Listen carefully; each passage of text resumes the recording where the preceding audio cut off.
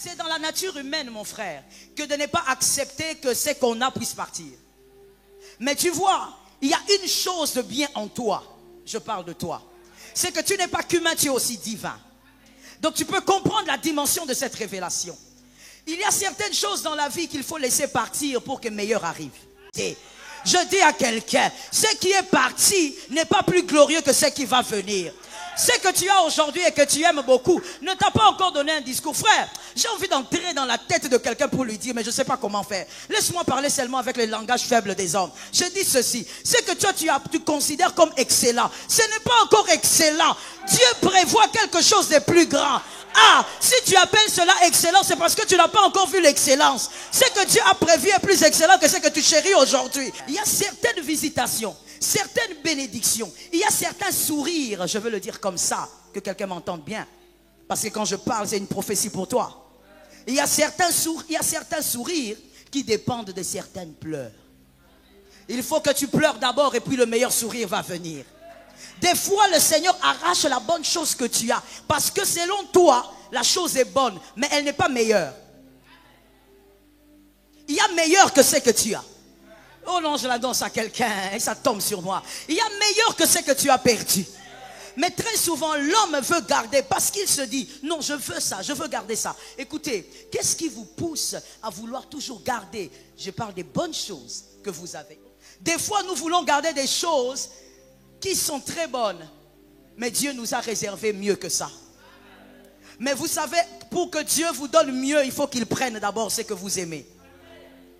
J'aime ton amen. Lorsqu'il t'arrache la chose que tu aimes, tu dis, Dieu ne m'aime pas. Oh mon Dieu, bien-aimé, répands-toi pour ces genres de phrases que tu as déclarées dans ta vie. Des relations qui s'arrêtent, des portes qui se ferment, et tu cries à Dieu, pourquoi? Mais si tu regardais avec les yeux de la foi, tu comprendrais, ce que Dieu enlève, ce n'est pas pour te punir, c'est pour te préparer à mieux. Souviens-toi de Job, il a tout perdu, famille, santé, richesse. Mais à la fin, Dieu lui a tout rendu au double. Parfois, ce que tu tiens avec force te bloque l'accès à quelque chose de plus grand. Dieu ne te prive pas. Il te prépare. Quand une relation toxique s'arrête, quand une opportunité disparaît, ce n'est pas une fin. C'est un début. Dieu est un architecte, il déconstruit pour mieux reconstruire. Ne résiste pas à son processus. Aujourd'hui, choisis de faire confiance. Lâche prise. Ce que tu perds, Dieu va le remplacer par l'excellence. Ce qui t'est enlevé aujourd'hui, c'est un escalier vers ton élévation. Arrête de résister, Dieu est en train de te positionner pour le meilleur.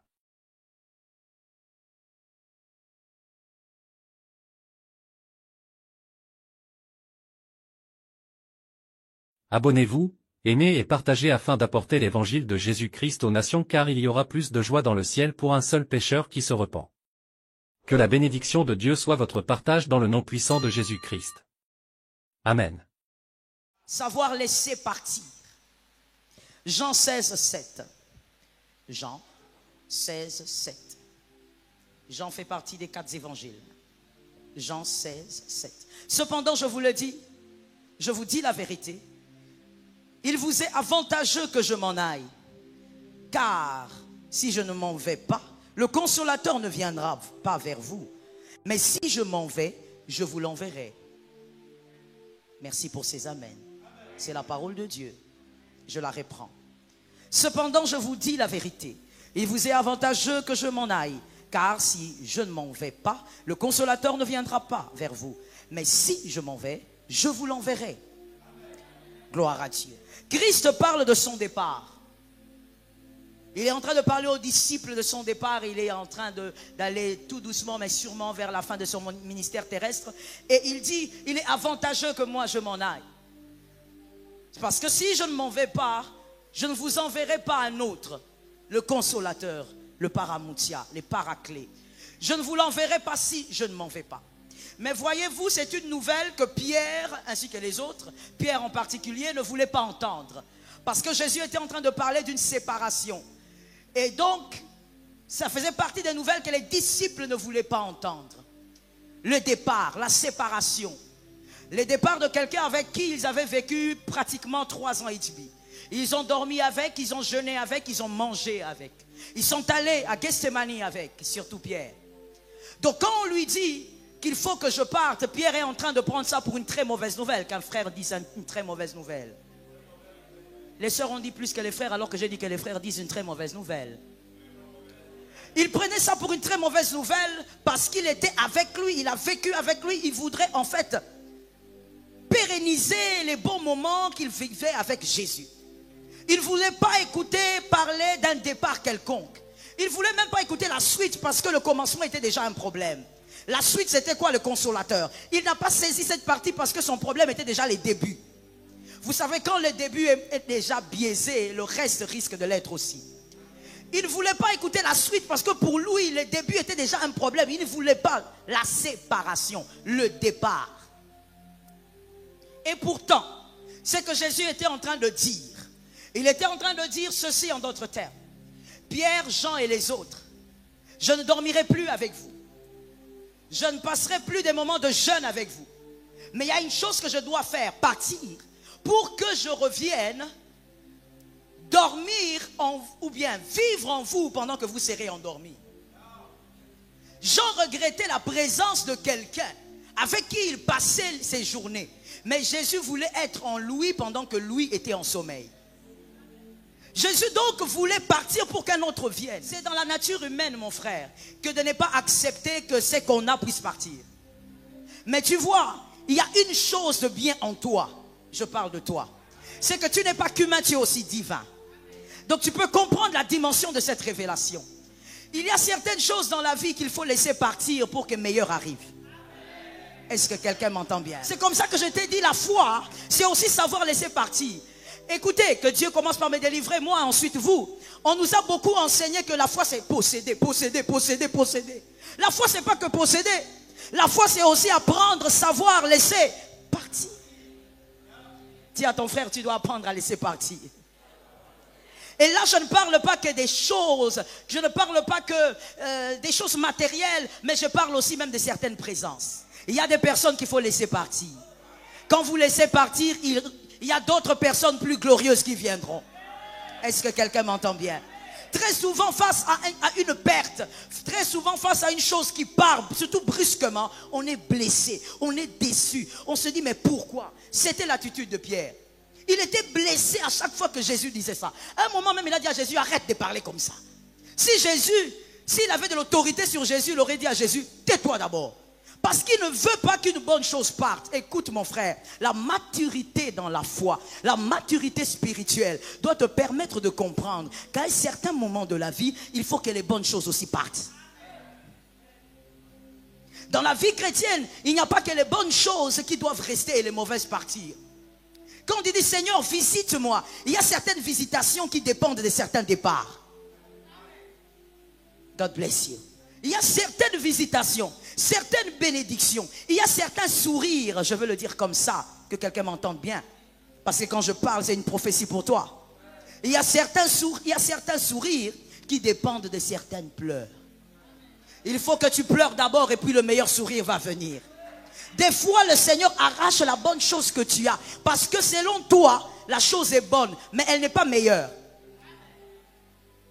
Il y a meilleur que ce que tu as. Oh non, je la danse à quelqu'un et ça tombe sur moi. Il y a meilleur que ce que tu as perdu. Mais très souvent, l'homme veut garder parce qu'il se dit, non, je veux ça, je veux garder ça. Écoutez, qu'est-ce qui vous pousse à vouloir toujours garder? Je parle des bonnes choses que vous avez. Les bonnes choses que vous avez. L'amour que vous avez pour la chose. Ça, c'est la première chose. C'est qui vous pousse à garder la chose. Vous voulez qu'elle reste là. Vous voulez que ces personnes restent là. Oh frère, je veux dire à quelqu'un, je crois que c'est une prophétie. Tu ne vieilliras pas avec toutes les bonnes personnes. Il y a des très bonnes personnes qui doivent te lâcher à un moment de la vie. On veut que ces choses restent là. Pourquoi? Parce qu'on aime. On aime la chose, on aime la personne. La deuxième raison pour laquelle on ne veut pas laisser partir, c'est parce qu'on ignore le plan divin de Dieu. Si tu connaissais le plan divin de Dieu, tu ne dirais pas que la chose reste. Si Pierre comprenait, c'était trop haut pour lui. Et nous comprenons ça. Si Pierre pouvait comprendre que le départ de Jésus allait inviter le consolateur en lui, Jésus n'allait pas être en dehors de lui, mais en lui. Jésus aurait dit à Pierre, Plutôt, Pierre aurait dit à Jésus, merci, j'aime votre réaction. Pierre aurait dit à Jésus, va vite, parce que si tu pars, tu viendras vivre en moi. Des fois, nous voulons garder des choses qui sont très bonnes, mais Dieu nous a réservé mieux que ça. Mais vous savez, pour que Dieu vous donne mieux, il faut qu'il prenne d'abord ce que vous aimez. J'aime ton amen. Je sens de la foi dedans. Parce que quand tu dis amen, c'est pour aujourd'hui et c'est pour ton avenir. Quand ça t'arrivera, tu te rappelleras de ce message. Tu te rappelleras du parler de Dieu. Il y a des choses que Dieu vous prend brutalement. Parce qu'il veut faire venir plus grand. Il veut faire venir mieux. Mais vous savez, on a un Dieu fantastique, on a un Dieu merveilleux. Dieu, en cette matière-là, très souvent Dieu n'est pas bavard. Dieu va se taire. Il va seulement agir. Et toi tu diras, où était Dieu alors que je criais à lui? Mais où était Dieu? Non, il était là seulement, tu ne connais pas le plan de Dieu. Voilà pourquoi tu pleures ce que tu as perdu. Si tu connaissais le plan de Dieu, tu ne pleurerais pas, tu seras en train de célébrer. Que Dieu soit glorifié, ça tombe sur toi. Marthe et Marie ont vécu la même chose. Je vous ai dit, c'est humain. Marthe et Marie étaient en train de dire à Jésus, Jean 11, 3 à 4. Jean 11, 3 à 4. Les sœurs envoyèrent dire à Jésus, alors que Lazare était malade, elles avaient déjà envoyé quelqu'un. Très prudente ces femmes. Très prudentes. Elles n'ont pas attendu que la situation de Lazare s'empire. Alors qu'il était encore malade, elles ont déjà envoyé. Et les femmes sont magnifiques pour ça. Elles sont prévoyantes. Elles ont envoyé des gens dire à Jésus, Seigneur, voici, celui que tu aimes est malade. Elle commence par dire celui que tu aimes. Le monsieur qui est parti dit celui que tu aimes. Donc, tu as intérêt de venir. Tu as intérêt de réaliser que tu vas perdre quelqu'un que tu aimes. Je parle à quelqu'un ici. Avant la fin de cette année, il y a des gens que tu aimes que tu vas perdre. C'est difficile de dire amen, hein? Mais tu sais, c'est ça la vérité. C'est pas forcément la perte. Ça peut être une perte d'un départ lointain. Ça veut dire il s'en va quelque part. Ou encore une mort. Mais en tout cas, il y a des gens que tu dois perdre. Il dit, tu dois venir. Parce que celui que tu aimes est malade. Après avoir entendu cela, Jésus dit, que quelqu'un dit Jésus dit. Non, je n'étais pas entendu, que quelqu'un dit Jésus dit. Cette maladie n'est point, je vous entends, cette maladie n'est point à la mort, mais elle est pour la gloire de Dieu, afin que le Fils de Dieu soit glorifié par elle. On dit à Jésus, viens vite, ton ami est malade. La phrase ton ami doit te faire lever de cette place et nous suivre immédiatement. Celui que tu aimes. En d'autres termes, tu nous aimes pas beaucoup, mais lui. Et certainement tu ne voudras pas le perdre, parce que ce qu'on aime, on ne veut pas le perdre. Celui que tu aimes est malade, je sais que tu ne veux pas le perdre, alors suis-moi. Jésus qui dit non, non, non, non, vous n'avez pas compris. Cette maladie n'est même pas la mort, mais c'est pour... En fait, Jésus a dit une phrase qui voulait dire beaucoup de choses. Jésus a dit une phrase qui était un très grand code, que vraiment, même aujourd'hui, s'il nous le disait, on n'allait pas le comprendre. Marthe et Marie ne pouvaient pas comprendre ce message. Parce que là-dedans, on va seulement ressortir deux codes. Le premier, c'est que la résurrection de Lazare va rendre gloire à Dieu. N'est-ce pas?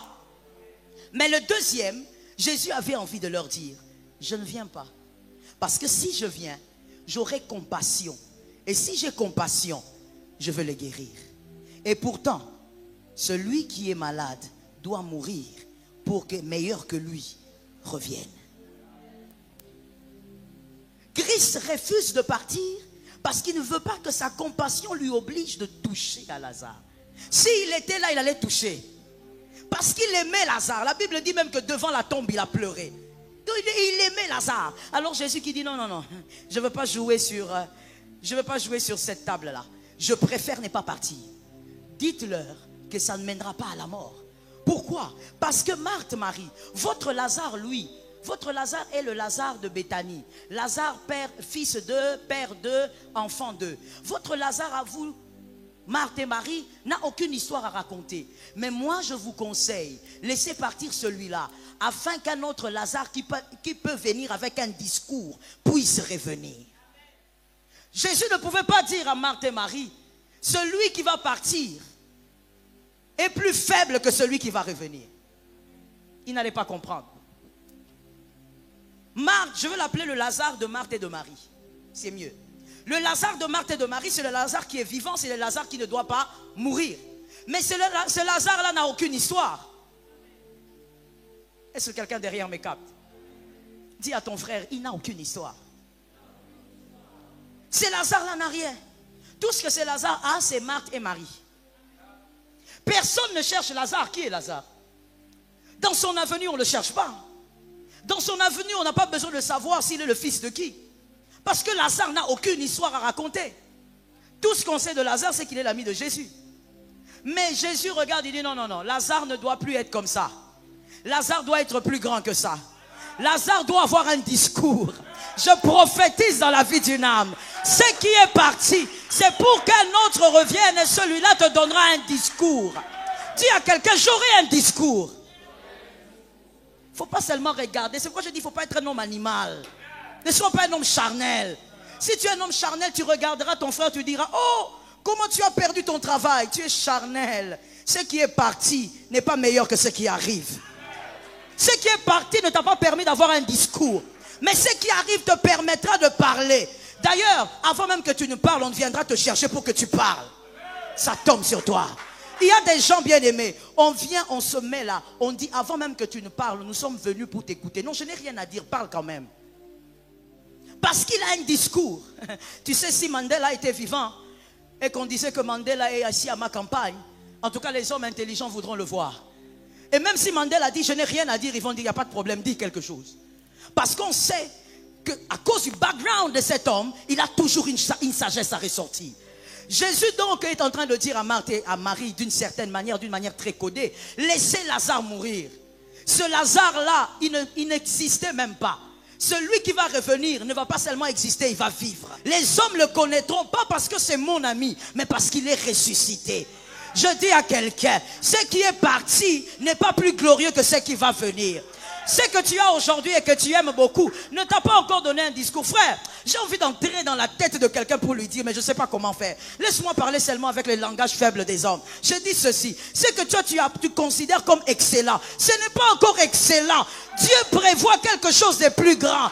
Ah, si tu appelles cela excellent, c'est parce que tu n'as pas encore vu l'excellence. Ce que Dieu a prévu est plus excellent que ce que tu chéris aujourd'hui. Je dis à une âme, ne chéris pas seulement, laisse aussi. I bless you. Les aigles comprennent, hein? C'est pas un culte de poule, hein? Il faut apprendre à laisser partir. Et des fois, laisser partir ce qu'on aime. Oui, Jésus a laissé partir l'ami qu'il aimait. Parce que Jésus savait que ce qu'il faisait était pour le bien de Lazare. La vie de Lazare allait changer. Les hommes allaient chercher Lazare. Pas pour lui dire, mais Lazare, où est ton ami Jésus? Non, les hommes allaient chercher Lazare pour ce qu'il a à dire sur lui-même. Les hommes allaient chercher Lazare pour lui dire, mais dis-nous un peu, c'est comment la mort? Toi, tu n'as jamais voulu savoir comment c'est la mort. Oh, je pose la question. Ah oui, tout homme intelligent a cette curiosité. Savoir un peu, c'est comment la mort? Quand on meurt, qu'est-ce qui se passe? Qu'est-ce qu'on ressent? Est-ce qu'on ressent quelque chose? Où est-ce qu'on va où? Alors les gens cherchaient maintenant Lazare pour lui dire, raconte-nous un peu. Frère, c'était comment là-bas? 4 jours. Comment c'était? Et lui, Lazare disait, mettez-vous un peu ici, je prends d'abord mon déjeuner. Et puis je vais revenir. Et même quand il revenait, les gens étaient là. J'ai dit à quelqu'un, ce qui va partir n'a rien à voir avec ce que Dieu va envoyer. Mais c'est aussi libre. Il y a quelqu'un qui a la foi qui peut croire que c'est même avant la fin de cette année que ça peut se passer. Parce que Dieu est un Dieu capable. Même avant la fin de cette année, Dieu peut te renvoyer une chose qui va te donner un discours dans le quartier. Un discours dans ton travail. Même dans la famille. Est-ce que quelqu'un m'entend? Oh mon Dieu. Très souvent on prie, on dit, ah, où est la compassion de Dieu? J'ai prié, je croyais que Dieu allait intervenir. Où est Dieu? Mon frère, la compassion de Dieu, c'est de laisser ce qu'il y a dans le futur arriver. La compassion de Dieu, c'est de laisser la meilleure chose qui doit changer ta vie arriver. Non, qu'est-ce qui s'est passé? J'ai bien géré les choses, mais comment j'ai perdu autant d'argent? Calme-toi. Certaines choses doivent partir pour que des choses glorieuses s'installent. Est-ce que quelqu'un m'entend?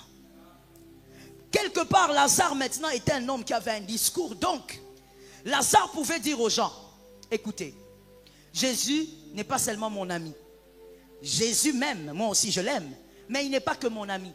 Voici ce qu'il est devenu pour moi. Il est devenu celui qui m'a rendu pur alors que j'étais déjà pourri. Lazare était celui qui pouvait dire aux hommes, et qui nous dit aujourd'hui d'ailleurs, que même lorsqu'on est déjà dans la putréfaction, on peut revenir avec une peau de bébé. Parce que Jésus est capable de renouveler ce qui a été déjà détruit. Lazare a eu un discours qui lui permettait de dire, même lorsqu'on est dans les limites des limites, Jésus est capable de vous ramener dans les grands départs. Non, je veux dire autre chose. À une âme, là au fond, je sens la foi là-bas. Écoute bien. Lazare était capable maintenant de dire, Jésus est celui qui permet que ceux qui sont en dehors du jeu rentrent dans le jeu. Ceux qui sont en dehors de la course rentrent dans la course. Quand la société regarde, la société dit, non, non, non, lui n'est plus dans la course, c'est fini, dans la course de la vie évidemment. C'est fini. Regardez, c'est un moribond, il n'y a plus rien ici. C'est un légume. Oh, Jésus, dans le langage de Jésus, il n'y a pas le mot impossible. Et ça, Lazare pouvait le dire aux gens. Que même quand on est un légume, Jésus peut vous ramener à la vie. Il peut vous redonner la force. Mais pour ça, il faut laisser le premier Lazare. Oh, toi vraiment, pourquoi il y a toujours des choses? Pourquoi est-ce que tu es en train de vivre trop de pertes comme ça? Attention, trop de pertes fait aussi dire, pas toujours, mais aussi dire plusieurs témoignages. Il ne faut pas qu'on vous fasse croire que dans la vie d'enfant de Dieu, quand on perd des choses, c'est qu'on est forcément maudit. Ah non, il y a des choses qu'on aime, qu'on doit perdre pour que le meilleur arrive. Je veux dire à quelqu'un d'intelligent quelque chose. Écoute-moi bien. Dans la vie d'un homme, le meilleur et la bonne chose ne cohabitent pas. L'un doit laisser la place à l'autre. Le meilleur et la bonne chose, non, retiens ça pour la vie. Tu as retenu, tu vas l'enseigner à tes enfants. Le meilleur et la bonne chose ne cohabitent pas. L'un doit partir pour que l'autre règne. Est-ce que quelqu'un m'entend? La bonne chose doit partir pour que le meilleur règne. Ne craignez pas toujours de voir les choses partir. Surtout quand cela vient du Christ. Quand Christ est derrière, soyez en paix. Vous avez le droit de pleurer. Évidemment, si ça fait très mal, ce n'est pas un péché de pleurer. Vous avez le droit de vous poser des questions. Mais rappelez-vous toujours que quand Christ est derrière, c'est parce qu'il a un meilleur paquet pour vous. Ça tombe sur quelqu'un. Que quelqu'un dise, ça tombe sur moi. Et je souhaite que ça tombe sur toi. Et que la grâce de Dieu change ta vie. Lazare était un homme différent. Parce que le premier était parti. Il fallait absolument qu'il parte. Lazare pouvait dire aux gens que le son de la voix de Jésus pouvait tout changer. Si le son de la voix de Jésus peut ramener un homme pourri à l'état pur, normal, c'est que la voix de Jésus pouvait tout changer. Vous voyez, quand Jésus veut agir dans une vie, en fait, Jésus a une main qui a plusieurs doigts, vraiment plusieurs, et qui touche à plusieurs choses. Est-ce que quelqu'un m'entend? Quand Jésus veut te guérir, je prends un exemple banal. Quand il veut te guérir, il te guérit de la malaria. Il n'a pas que guéri de la malaria. Toi, ce que tu as vu, c'est qu'il m'a guéri de la malaria. Mais Jésus ne fonctionne pas comme ça. Quand il touche une chose, il a touché 1000 autres. Ça tombe sur toi. Quand il touche une chose, il a touché 1000 autres. Même pour Lazare, quand Jésus parlait comme son ami, c'était: ah, mon ami, tu dis quoi? Qu'est-ce que tu as à me raconter? D'où viens-tu? Combien de miracles tu as effectués? Comment ça s'est passé? Ils riaient, ils mangeaient ensemble. Mais à sa résurrection, cet homme était devenu différent. Jésus était devenu différent pour lui. Il savait que les paroles de Jésus n'étaient pas que des belles phrases. Mais les paroles de Jésus avaient le pouvoir de le renouveler. Avaient le pouvoir d'enlever les asticots et de renouveler le corps. Avaient le pouvoir de remettre en place les os. Même Lazare, regardez maintenant les paroles de Jésus autrement. Le deuxième Lazare était plus conscient. Le deuxième Lazare, j'espère que vous écrivez. Le deuxième Lazare était plus fidèle. Le deuxième Lazare avait plus de foi.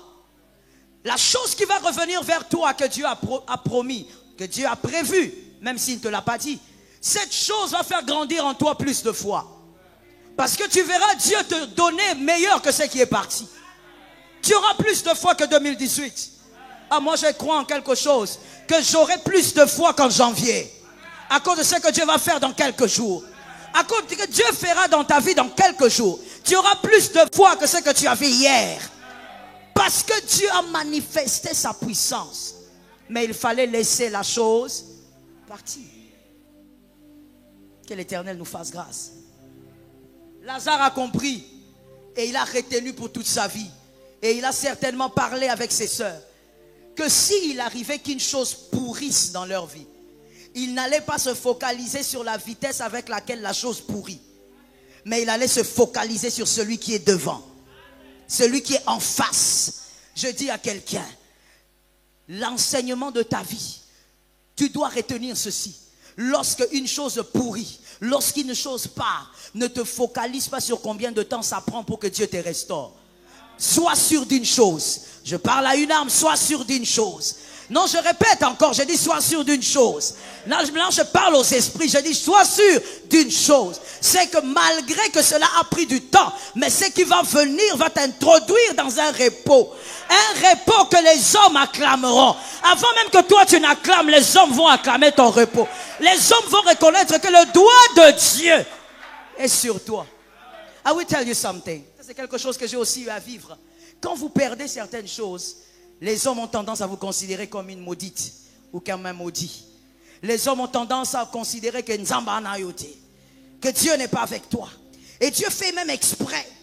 Plus les hommes te jugent, Dieu enfonce ta situation. Je ne parle pas du diable ici, il n'est pas là. Dans cette affaire-là, ce n'est pas un acteur permis. Ici, c'est Dieu. Lorsque Dieu t'arrache quelque chose que tu aimes, je dis bien aimé, c'est que moi j'ai vécu, je ne raconte pas des choses. Je ne suis pas une motivatrice. Lorsque Dieu t'arrache des choses, tu as l'impression que ta vie est finie. Et à un moment donné, tu dis, ah, Seigneur, je vais y arriver. Mais quand tu vas t'appuyer sur les personnes qui sont avec toi, ces personnes te jugent. Ces personnes te lâchent. Ces personnes te regardent de haut. Ils se posent la question, vraiment, est-ce que c'est Dieu que tu invoques? Comment Dieu peut te faire ça? Comment il peut permettre que tu perdes une chose pareille? Alors tu te retrouves seul. Et tu dis, Seigneur, comment tu fais ça? Et quand tu dis, Seigneur, comment tu as fait ça? Tu attends que la main de Dieu te sorte de là. Mais quand la main de Dieu vient, c'est pour encore t'enfoncer. La main de Dieu t'enfonce encore. Tu te dis, mais c'est fini. Je ne comprends plus rien. Est-ce que j'ai pris mal? Est-ce que j'ai péché? Je dois me confesser comment? Tu te mets à genoux, tu commences à confesser tous les péchés depuis que tu étais enfant. Et là, le Saint-Esprit te dit, est-ce que tu ne penses pas que tu es en dehors de la foi? Tu confesses pour des choses que Dieu a déjà oubliées. Tu dis, mais alors pourquoi je vis des choses comme ça? Mais parce que Dieu n'est pas bavard. Il y a des choses qui arrivent, ça doit faire place à la puissance de Dieu, à la gloire de Dieu. Ce qui est bon pour toi n'est pas excellent pour Dieu. Lorsqu'il t'arrache la chose que tu aimes, tu dis, Dieu ne m'aime pas. Oh mon Dieu, bien-aimé, répands-toi pour ces genres de phrases que tu as déclarées dans ta vie. Tu as osé dire quelque chose qui touche au blasphème. Répands-toi. Jésus qui a tout donné, tu dis qu'il ne t'aime pas parce que ton père est parti. Si seulement tu savais. Si seulement tu savais ce qu'il était en train de prévoir. Dieu a permis le départ de ton père parce qu'il était temps qu'un autre père se positionne dans la famille. Mais malheureusement, ce père-là, c'est toi. Mais toi, tu dis, pourquoi Dieu m'a fait ça? Dieu ne m'aime pas. Dieu t'aime, il veut te positionner. Bien aimé, c'est la vérité. À un certain moment de la vie, il y a des choses que tu feras mieux que ton père.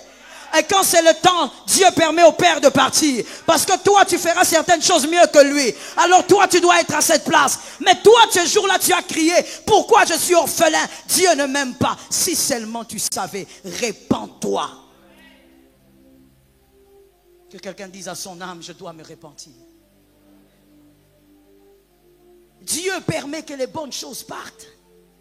Dieu permet que tes larmes coulent. Oui. Parce que très souvent, il faut que les larmes coulent pour que le sourire à venir ait de la valeur. Les larmes vont couler. Qui t'a dit que dans la vie d'enfant de Dieu, c'est seulement amasser, amasser, amasser? Il y a des moments où vous amassez et Christ vient, il prend la chose que vous aimez. Parce qu'il est temps que la chose parte. Pourquoi? Elle est expirée. Vous pouvez vérifier quand le lait est expiré, quand le sucre est expiré. Vous pouvez vérifier. Mais est-ce que vous pouvez vérifier quand une chose que vous savourez est expirée? Comment vous allez faire pour vérifier ça? Comment je vais scandaliser quelqu'un? Comment pouvez-vous vérifier que votre père est expiré? Que votre mère est expirée? C'est-à-dire que le temps qu'elle doit faire sur terre est... Comment vous allez vérifier? Tout ce que vous ferez, c'est constater que Dieu a arraché. Et qu'est-ce que vous ferez? Vous crierez, vous regretterez, vous vous poserez la question si vos prières ont une valeur. Dieu n'oublie aucune prière. Mais seulement Dieu, comme un bon père, des fois il t'amène des choses sans t'avertir. Il t'arrache les bonnes choses pour que tu saches qu'il est aussi le Dieu qui le fait. Dis à ton frère, il faut savoir laisser partir. J'ai entendu seulement les gens du devant ici. Je vais entendre les gens le dire. Dis à ton frère, il faut savoir laisser partir. Est-ce que quelqu'un m'entend? Regardez ce qui se passe aussi pour les noces de Canaan. Dans les noces de Canaan, le premier miracle de Jésus, poussé par sa mère. Si vous vous mettez à économiser le vin ne va pas manquer. You get it? Si vous vous mettez à économiser le vin ne va pas manquer. Et si le vin ne manque pas, le deuxième vin ne viendra pas. Le deuxième vin est le vin miraculeux fait par Jésus. Et tout le monde avait dit, après avoir goûté le deuxième vin, que pourquoi on a gardé le meilleur vin pour la fin. Il fallait donner le meilleur vin au début. Ça tombe sur toi. Si tu acclames, c'est parce que tu as vu quelque chose. Ça tombe sur toi. Écoute. Et donc, tout le monde avait reconnu que le deuxième vin était meilleur. Et d'ailleurs, ils se sont plaints. Pourquoi vous nous donnez le deuxième vin en deuxième position? On donne toujours le meilleur vin au début. Comme ça, quand les gens s'enivrent et puis c'est fini. Mais vous avez gardé les meilleurs pour la fin. Vous avez donné le mauvais au début. Ah oui, ce que tu as aujourd'hui, ce n'est que le premier vin. Le deuxième vin arrive. Mais il faut laisser le vin se terminer. Il faut laisser le vin se terminer. Quand tu es un homme immature, spirituellement, tu es un bébé spirituel, tu vas t'accrocher. Non, je ne veux pas laisser partir. Tu ne comprends pas que ce vin-là n'est pas meilleur. C'est parce que tu n'as pas goûté au deuxième vin que tu crois que c'est très bon. Est-ce que quelqu'un m'entend? Vous savez, quand on a goûté à la nourriture de sa maman, surtout pour les hommes, je parle d'abord aux hommes. C'est rare que ça arrive aux femmes. Hein? Ah, les femmes préparent toutes seules, donc hein, c'est plus simple. Pour les hommes, que les deux hommes disent amen. Je sens tellement d'amour. Moi-même, cette prédication me délivre. Oui, je regrette les anciennes larmes. Jésus a toujours raison. Yes, je regrette. J'ai passé du temps inutilement. Les mouchoirs inutiles. J'ai dépensé trop de mouchoirs. Pour essuyer les larmes. Je suis allé acheter des mouchoirs. Ça coûte combien encore les papiers mouchoirs là? 300 francs. Trop d'argent à donner. Hein? Je leur ai donné trop d'argent comme ça. Pourquoi? Or Dieu avait un plan. Que quelqu'un dise, il a toujours un plan. Je dis que quelqu'un dise, il a toujours un plan. Vous savez, pour la plupart des hommes, lorsqu'il n'a goûté que la nourriture de sa mère, la meilleure cuisinière c'est... Même quand on l'invite quelque part, il dit, oh non, maman. En tout cas, les hommes normaux, hein? Parce qu'il y a des hommes aussi, façon. Les hommes équilibrés, qui ont grandi avec leur mère et bon. Il aime la nourriture de maman. Et des fois, même quand sa femme prépare, c'est pas comme maman. Mon frère sort de là. Au fait, il y a des hommes qui aiment tellement la cuisine de maman. Parce que, sans vouloir critiquer les mamans, hein, je vous aime beaucoup. Seulement parce que tu n'as pas encore goûté à certaines mains. Alors pour toi, la cuisine de maman, c'est la meilleure. Tu n'as pas encore goûté. Frère, le fait de manger seulement ce qui est à table te fait croire que c'est seulement ce qui est sur ta table qui est bon. Mais la vérité c'est quoi? C'est que ce qu'il y a sur une autre table, réservé par Dieu, préparé par Dieu, est plus excellent que ce qui est sur ta table. Ça tombe sur ta vie. Ce que tu as perdu, bien-aimé, n'est pas plus grand que ce qui arrive. Ce que tu as perdu n'est pas plus puissant que ce qui arrive. Je parle à une âme. Ces affaires, ce travail et autres ne sont pas plus grands que ce que Dieu va envoyer. Non, j'ai perdu un travail de 3000. Je dis c'est rien. Ah, je répète aux hommes de foi, c'est rien. Je répète encore, le ciel est ouvert, c'est rien. Ce que Dieu va faire arriver va te faire oublier les salaires de $3000. Tu donneras à Dieu certaines dîmes que tu ne rêvais pas donner à Dieu. Parce que Dieu a permis que ce qui est bon parte et que ce qui est meilleur s'installe. Au nom de Jésus, tu verras la main de Dieu. Attention. Refuse d'être appelé malheureux parce que tu as perdu quelque chose. Attention. Que la compassion des hommes ne soit pas exagérée. Et d'ailleurs, refuse toute compassion qui ne découle pas de la révélation. La compassion doit découler d'une certaine révélation. Il ne faut pas compatir en excès. Non, mais qu'est-ce qui t'arrive comme ça? J'ai vraiment l'impression qu'il faut un peu que tu t'arrêtes, que tu réfléchisses. Tu n'as pas besoin de t'arrêter. Tu n'as pas besoin de tuer ta foi. Tu n'as pas besoin de dormir à la maison parce que tu as une panne de foi. Je dis à quelqu'un, sois délivré de la panne de foi. Hey, tu n'as pas entendu. Tu me regardes comme une journaliste. Je ne suis pas une journaliste. Je prêche l'évangile de Jésus. Je dis, sois délivré de la panne de foi. Sois délivré de rester regarder Novelas alors que Dieu a fait des grandes choses. Tu es tellement déprimé que tu es devant la télé en train de regarder Novelas. Je dis, quitte là. Sois dans le zèle. Sois dans l'œuvre de Dieu. Sois dans le service de Dieu. Ce qui arrive annonce une grande gloire. Il y a quelque chose que l'Esprit me dit. Thank you Lord. Je vais le dire. Écoute. Des fois le Seigneur aussi refuse de te dire ce qui viendra après parce que tu parles trop. Tu parles trop. Si Dieu se mettait à te dire, tu vois, tu as perdu ceci, mais bientôt voilà ce qui va t'arriver. Exactement, voilà la gloire qui va arriver. Tu vas perdre la gloire, tu vas gâcher le plan de Dieu parce que tu parles trop. Tu vas arriver comme ça. Regardez un peu l'erreur que nous faisons en tant qu'humains. Commençons par les maris. Un mari, donc un homme marié. L'homme va dire, non, je ne vais pas dire à ma femme parce que ma femme, elle parle beaucoup. Il va dire à son ami. Et l'ami va dire à un autre ami.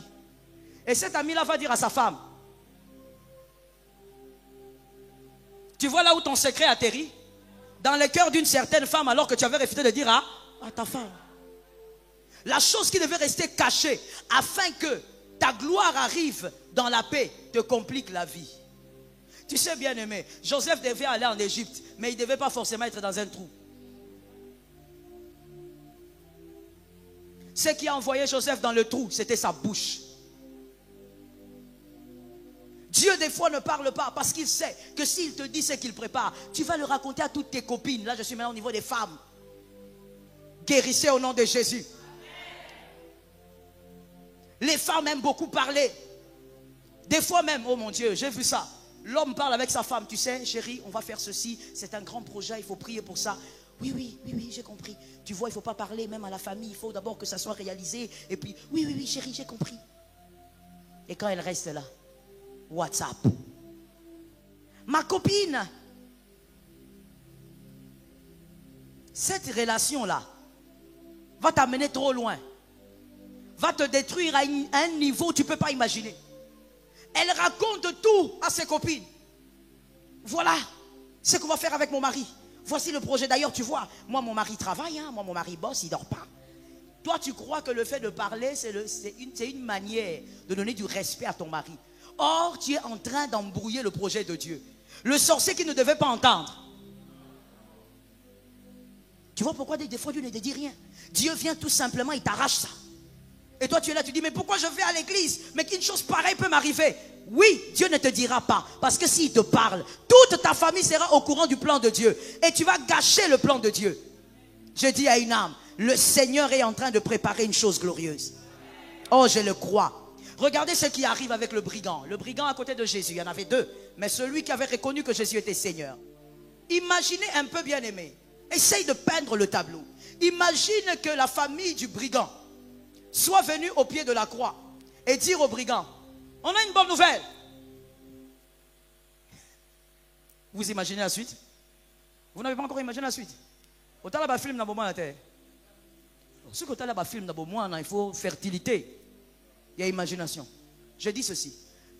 Le brigand est en train d'agoniser avec Jésus. Jésus promet au brigand l'éternité. Aujourd'hui même tu seras avec moi au paradis. Et maintenant imaginez que juste quand Jésus finit sa phrase, l'oncle du brigand vienne au bas de la croix. Dire au brigand, hé mon fils, j'ai une bonne nouvelle pour toi. Vraiment, Pilate a eu pitié de nous. On va te descendre avant que tu ne meurs et on va guérir tes plaies. Tu vas vivre. C'est quoi la suite? Non, je vous demande la réaction du brigand, pas toi. Le brigand là. Hein? Tu sais que le brigand va se concentrer. Il va oublier sa douleur. Et il va te chasser. Il va dire, il ne revient plus jamais ici. Moi, je viens de recevoir une chose qui m'était impossible. Je ne veux pas entrer au ciel le jour de l'enlèvement. Mais moi, je vais aller avant. Toi, tu viens me dire de redescendre. Lorsque les hommes ne comprennent pas les hommes animaux, ils cherchent à te descendre de la croix. Alors que toi, tu dois rester là parce que tu as reçu une chose meilleure que la première. Refuse de descendre de la croix. Refuse de descendre de la croix. Les gens regardent et disent, oh, mawate.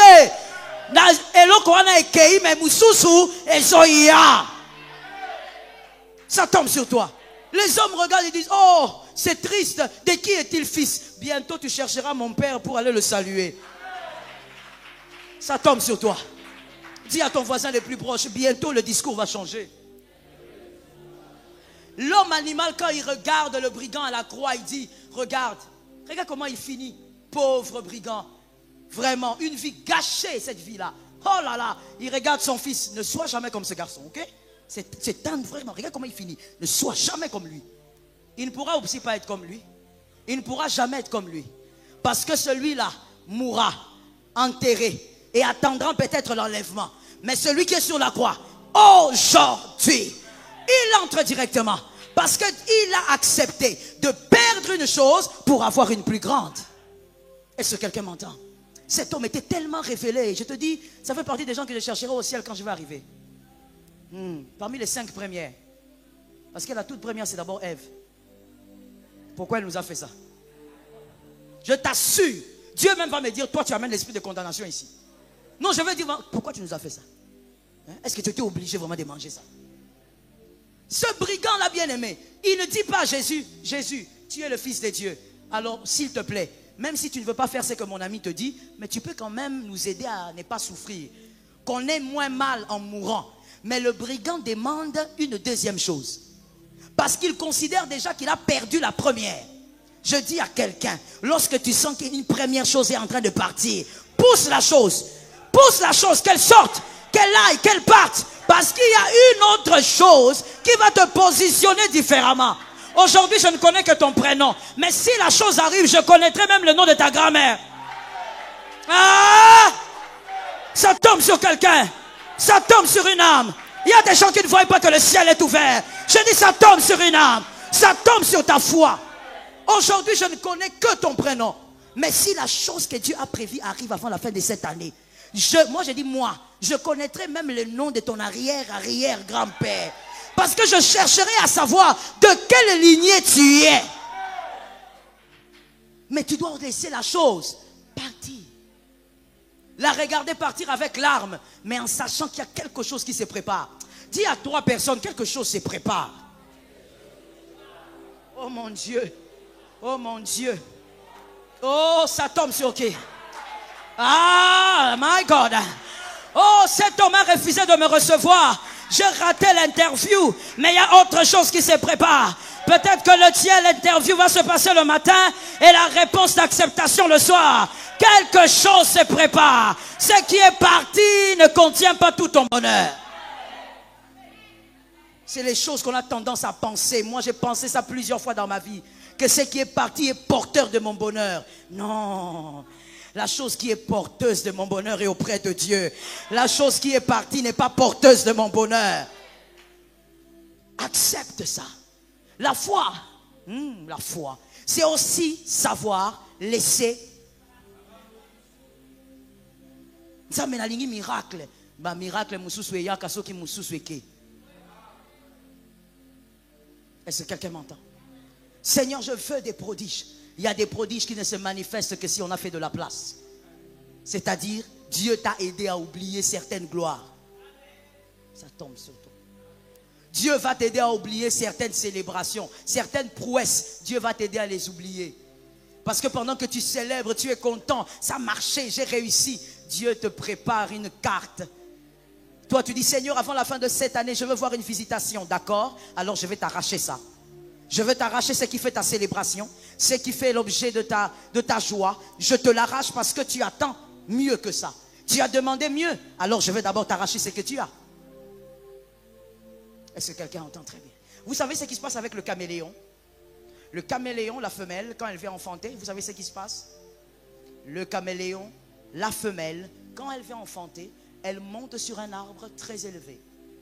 Et quand elle y monte, elle se jette. Elle meurt et le ventre s'ouvre. Et les bébés,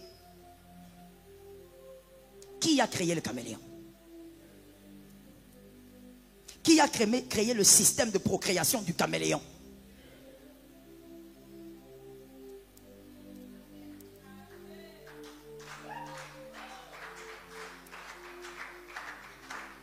C'est comme ça que la phrase de l'apôtre Paul, je l'aime beaucoup, je peux le dire dans toutes mes prédications. La nature ne vous enseigne pas. La nature. Quand le caméléon monte, meurt pour enfanter, toi tu comprends quoi? Quel est l'enseignement que tu tires? Parce que dans toute créature, un enfant de Dieu tire l'enseignement, tire le parler de Dieu. Qu'est-ce que toi tu comprends? Pourquoi le caméléon n'enfante pas comme le lion? La lionne, évidemment. Pourquoi le caméléon n'enfante pas comme les léopards? Pourquoi elle ne peut pas enfanter comme un humain? Elle fait ses enfants et c'est tout. Non, Dieu a envie aussi de te dire. Voilà l'enseignement que moi j'ai tiré. Tu peux toujours ici tirer ton enseignement. L'enseignement que moi j'ai tiré, c'est que Dieu peut te permettre d'avoir certaines choses comme la lionne. Tu enfantes. Comme l'humain, tu enfantes. Mais il y a aussi certaines choses pour qu'elle arrive. Quelqu'un doit mourir. Ah, je sais que cette phrase choque, mais c'est comme ça. Il y a certaines choses pour qu'elles naissent. Quelqu'un doit mourir. C'est la manière de faire de Dieu. Ah, pourquoi nous allons permettre que Kokolabi soit Koufa? Celui qui me soutenait dans mes études. C'est mon grand-père que j'aime beaucoup. Certaines choses pour qu'elles vivent, une autre chose doit mourir. Mais pourquoi? Dieu est souverain. Oui, mais c'est aussi Dieu qui a créé le caméléon. Pourquoi à chaque fois que la femelle tombe enceinte, on va dire ça? Pourquoi c'est comme un malheur pour la femelle? Et moi je vais même plus loin. Quand tu es caméléon femelle, c'est comme une malédiction. Parce que tu finiras par tomber enceinte et puis mourir.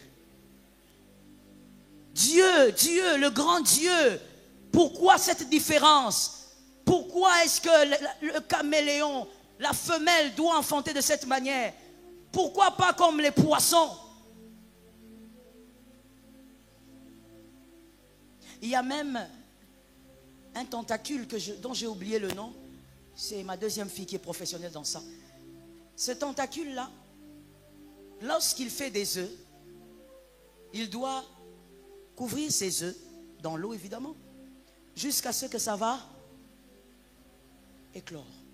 Mais quand les enfants sortent, le temps que les enfants sortent, elles commencent à se mourir. Elles se meurent. Le temps que les enfants commencent à grandir, elle, au même endroit où elle gardait les enfants, elle va mourir. Dieu, pourquoi tu permets cette différence? Qu'est-ce que le lion a fait pour avoir des enfants et vivre?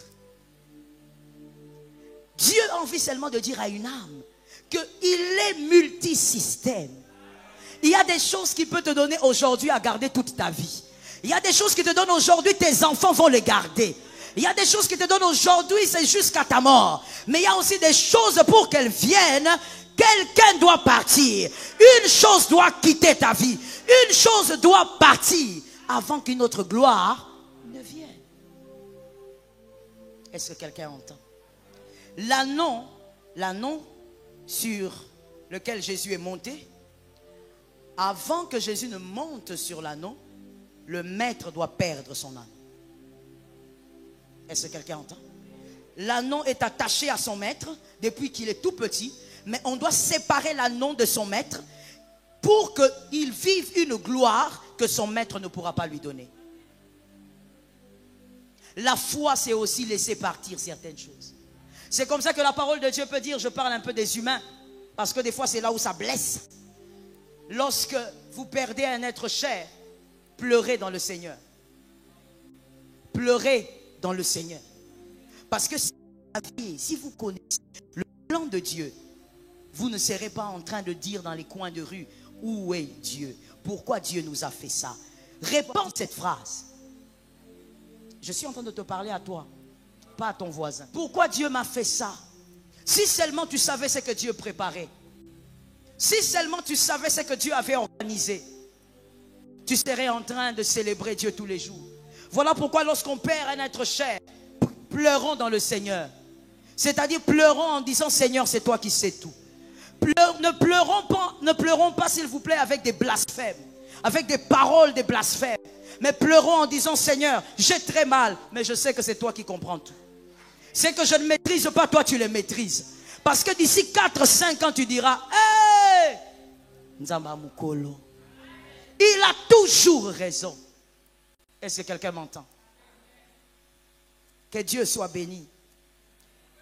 Vous savez, lorsque Ruth devait perdre Kiljon, c'était en fait un problème de sémence. C'était une affaire de sémence. Dis à ton frère, c'était une affaire de sémence. Je suis chez Ruth. J'espère que tu connais Ruth, mon frère. Oui, merci. Je suis auprès de Ruth. Ruth et Boaz. C'était une affaire de sémence. Kiljon, que j'associe au mari de Ruth, Kiljon devait mourir. Pourquoi? Parce que Kiljon n'avait pas la semence qui allait pérenniser le nom de Ruth. Il devait partir. Et Ruth devait rencontrer un Boaz. Lui avait la semence qu'il fallait. Cette semence allait pérenniser le nom de Ruth. Vois un peu ce que nous faisons ici. Nous sommes très loin d'Israël. Mais nous parlons de Ruth. Et combien de siècles après? Nous parlons à cause de quoi? D'une semence. Il faut le dire, il ne faut pas te gêner. À cause d'une semence. Parce qu'on dit que Ruth engendra. Mais le fils que Ruth a engendré a aussi engendré. Et nous descendons vers Isaïe. Isaïe qui est le père de David. Et donc qui est la descendant, plutôt le père ou l'ancêtre de... Vous voyez donc que Ruth, Dieu permet un mariage. J'ai choisi ça parce que c'est quelque chose de vécu. C'était la vie de Ruth. Elle se marie. Elle ne se marie pas dans un rêve, elle se marie dans la vie normale. Elle se marie, mais finalement, son mari meurt. Pourquoi son mari meurt? Parce que Dieu décide que Kiljon doit partir. Ruth est une très bonne femme. Est une femme de foi, une femme exceptionnelle. Elle mérite d'avoir un nom pérennisé. Que quelqu'un dise pérennisé. Mais Kiljon n'a pas la semence pour pérenniser le nom de Ruth. Ils auront des enfants, mais ces enfants-là ne seront pas cités ici. Alors Dieu permet que Kiljon meure. Il envoie Ruth vers Boaz. Et là maintenant, Boaz a la semence. La semence qui pourra permettre que je prêche. Parce que Ruth est l'ancêtre de Jésus qu'on prêche, papa. C'est parce que Ruth est l'ancêtre de Jésus que son nom a de la valeur jusqu'aujourd'hui. Ce n'est pas seulement parce qu'elle a suivi une femme avec la foi, non. C'est parce que son nom a permis, la semence qu'elle a reçue a permis que le nom de Ruth soit pérennisé. Donc des fois quand l'Éternel constate que ce que vous avez aujourd'hui, oh ça tombe sur quelqu'un, que ce que vous avez aujourd'hui ne va vous amener à être connu que dans votre quartier, il vous l'arrache. Je parle à celui qui est là derrière. Des fois Dieu, quand il observe ses affaires, ce travail et tout ce que vous voulez, imaginez tout ce que vous voulez. Quand Dieu constate que ce que vous avez ne va permettre que votre nom soit connu qu'à Kinshasa, Dieu vous l'arrache s'il vous aime. Parce qu'il veut que votre nom soit connu jusqu'en Argentine. Jusqu'aux extrémités de la terre qu'on cite le nom de ton Père. Et quand ça doit arriver, il doit tuer quelque chose. Mais ça, les chrétiens, nous ne voyons pas. Nous pensons qu'il faut recevoir, recevoir, recevoir, recevoir. Des fois, il faut recevoir pour perdre. Pour que ton nom soit pérennisé. Est-ce que quelqu'un entend? Pour qu'on parle aussi de tes enfants autrement. Regardez ce que ces femmes ont dit. Ruth 4, 14. Lisons ça. Regardez ce que ces femmes ont dit. Les femmes de la ville. Cet enfant restaurera ton âme et sera le soutien de ta vieillesse. Car ta belle-fille qui t'aime l'a enfanté. Elle qui vaut mieux pour toi que, lisez, que, oh là là, très peu de gens ont la Bible, hein. J'entends au fond là-bas, que quoi? Reprenons. Cet enfant restaurera ton âme et sera le soutien de ta vieillesse. Car ta belle-fille qui t'aime l'a enfanté. Elle qui vaut mieux pour toi que 7 fils. Ah bon? Comment ça, Ruth la Moabite vaut mieux que 7 fils? Parce qu'elle a enfanté. Mais pas parce qu'elle a enfanté un enfant, parce qu'elle a enfanté un enfant venant d'eux. Venant de Boaz. La semence donc de Boaz. Alors que cette même Moabite là, quand elle entrait avec Naomi dans la ville, tout le monde disait, Naomi est venue misérable et avec une Moabite, c'est-à-dire une femme maudite. Tout le monde chantait dans la ville, Naomi est venue, mais elle est venue sans rien. Elle est venue comme une misérable et puis, malheureusement pour elle, elle est en train de drainer une Moabite, une femme maudite. Mais la même femme maudite, Dieu n'a pas changé son visage. Oh God. Dieu n'a pas changé sa forme. Dieu n'a pas changé sa démarche. Dieu n'a pas changé son nom. Mais Dieu lui a donné simplement une chose qu'elle ne pouvait pas avoir avec Kiljon. Dieu lui a donné une sémence qui a fait parler d'elle. On a dit d'elle, elle vaut mieux que 7 fils. Bien aimé, en Israël, à l'époque, les fils avaient une valeur dont tu ne peux pas imaginer. On ne pouvait pas comparer une femme avec un fils. Une fille avec un fils. Non, d'ailleurs, on ne comptait même pas les femmes. On ne comptait que les fils. Alors quand quelqu'un dit, ta fille, ta belle-fille vaut mieux que 7. Pourquoi? Parce qu'elle avait porté une sémence. Parce qu'elle avait engendré d'un enfant. Parce qu'elle avait mis au monde un enfant. Et venant de Boaz. Je dis à une âme, à cause des calculs des dieux, des fois les calculs des dieux font mal à la tête. Ça t'est jamais arrivé? Ça t'arrivera alors. Les calculs des dieux des fois font mal à la tête. Parce que quand tu regardes ta vie, tu dis, Seigneur, je ne vois pas où est-ce que tu veux en venir. Je ne comprends vraiment rien. Parce que ce que tu fais là, tu vas me créer des problèmes. Les calculs de Dieu très compliqués. Mais dans les calculs de Dieu très compliqués, il fait partir Kiljon parce que quelqu'un a une meilleure sémence que lui. Et ce jour-là, les langages des hommes changeront. Pourquoi? Parce que les hommes verront que Dieu a pris la même femme maudite et a fait d'elle une femme extraordinaire qui vaut mieux que 7 fils. Dieu prend quelqu'un qui était dans les limites, oh mon Dieu, comment dire ça? Dans les limites originelles. À cause de son origine et de ses origines, cette femme était limitée. Mais Dieu prend quelqu'un comme ça et l'amène en dehors de toutes les limites, chanter les femmes autour d'elle. Je dis à quelqu'un, ce qui est parti n'a fait chanter personne. Tu étais le seul à chanter. Mais ce qui va venir fera chanter ceux qui ne te connaissent pas. Ça tombe sur moi. Ce qui va venir fera chanter ceux qui ne t'ont jamais vu. Vous savez, il y a des gens qui célèbrent les dieux des gens qui n'ont jamais vu. D'ailleurs, pourquoi je vais loin? Toi-même ici, là.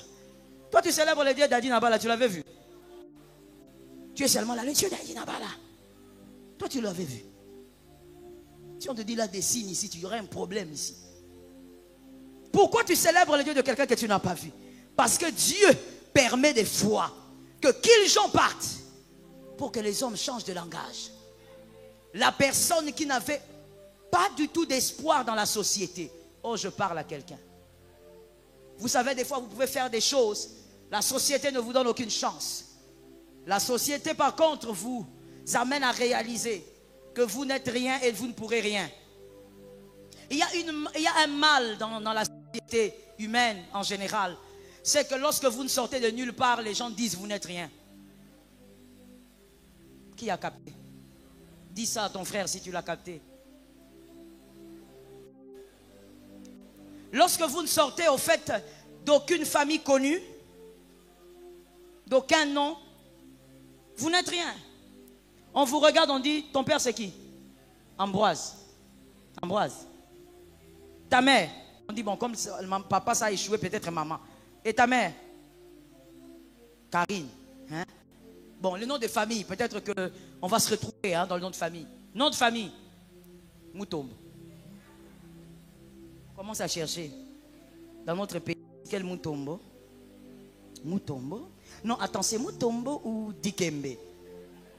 Non, non, pas Dikembe. Ah, tu n'es même pas de la famille de Dikembe. En fait, tu n'es rien. Avant même de demander quel niveau d'études tu as, on considère que tu n'es rien. Tu ne sors de nulle part. Le Congolais, le Chinois a même dit une phrase là un peu étrange. Famille et en griffe, c'est ça. Ça, c'est ce que j'avais entendu. Il y a une soeur qui m'a balancé ça au bureau. Hein. Elle me dit, hé maman, elle se moque de moi. Elle joue avec moi. Elle est qui? Famille et en griffe. Je lui ai dit, repeat. Cette partie-là, je n'ai pas capté. Non, famille et en griffe, maman. Ça veut dire quoi? Les griffes ont quitté les vêtements, c'est devenu... Oui, maman, mais elle n'est rien, elle n'est rien. Moi, je suis fille de général. Oh, tu es fille de général, mais tu n'es pas général. J'aimerais corriger quelque chose ici, là.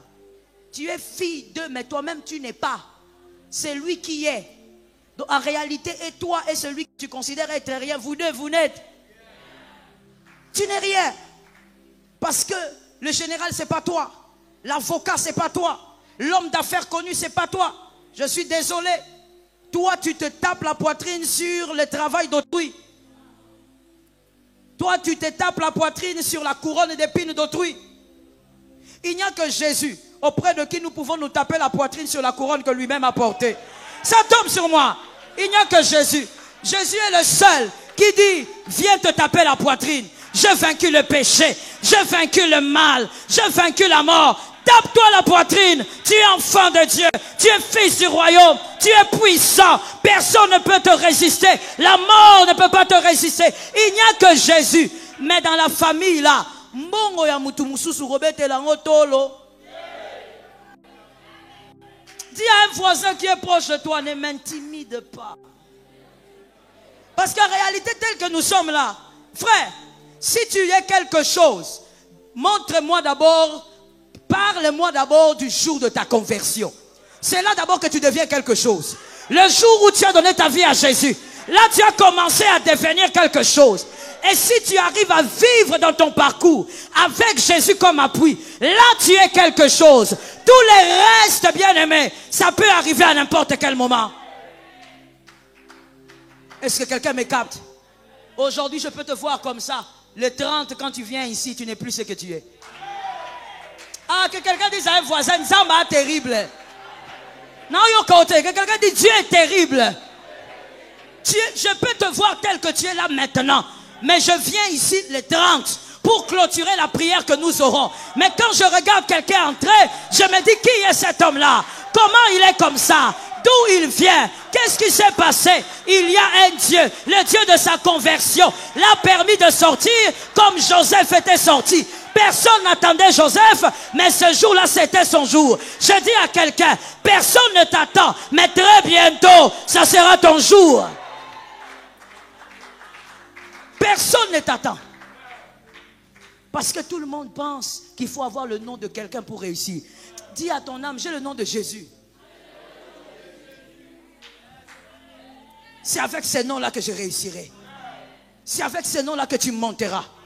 C'est avec ces noms-là que tu entreras dans certains bureaux. Est-ce que quelqu'un m'entend très bien? Ah, des fois, il y a des fois le téléphone qui sonne et puis quand je le prends, on me dit c'est tel. Je dis quel tel? Est-ce que tu as compris l'essence de la question? Est-ce que les hommes intelligents ont compris? Je ne peux pas trop dire. Je pose moi-même la question, quel tel? Oh, tel de tel. Vous êtes vraiment tel de tel de tel. Mais pourquoi vous ne croyez pas que je suis tel? Parce que moi-même dans mon âme je me dis, le Dieu du ciel, tel aussi a appelé, tel aussi demande la prière, tel aussi dit, je me mets à genoux prier au téléphone. Alors que personne ne croyait que je pouvais aussi prier pour lui. Ta valeur, c'est Jésus. Bien aimé, tout peut basculer.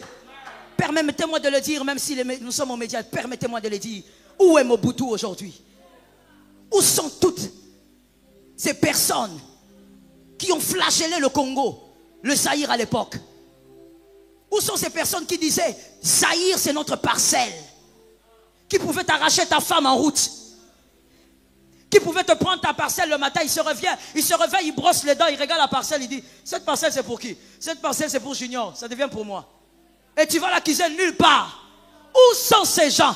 Plusieurs fois Dieu a démontré que celui qui relève, que celui qui rabaisse, que celui qui sort du néant, que celui qui sort des ténèbres, je prophétise le Dieu vivant, celui qui a permis certains départs, permettra certaines gloires.